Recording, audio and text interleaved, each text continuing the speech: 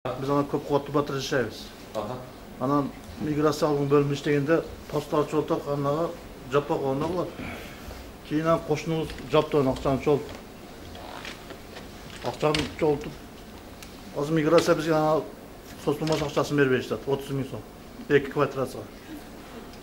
Бул микрокредитный компания боюнча же? Мен жазган АКПСке бергем, булар жалган берип койгондо. Бул жерде мындай болуп атат. Бир жеке ишкерлер берип, ой биз тупурун акчаны берди. Миграция жашта жана эмгек менен камсыздоо этажында жайгашкан, биринчи этажында. Анан ошол бул жерде баягы 4-этаждын чырдагын конструкциясы боюнча айтылып атат. 4-этажда теги зданиянын биз жайгашкан зданиянын жапканда дагы жителдер өздөрү жабышкан 4-этажда. Анан кийин половина ишканабыз жабылган, половинасы чырдагыбыз жабылган эмес. Мы находимся на первом этаже здания. Азыр өзүңүз да барып таанышасыз. Жеринде көрсөңүз ошол жерде дагы жакшыраак түшүнөт. Эмгек кызматта жүрө беребиз. Катышыңыздар үчүн чоң рахмат. Рахмат.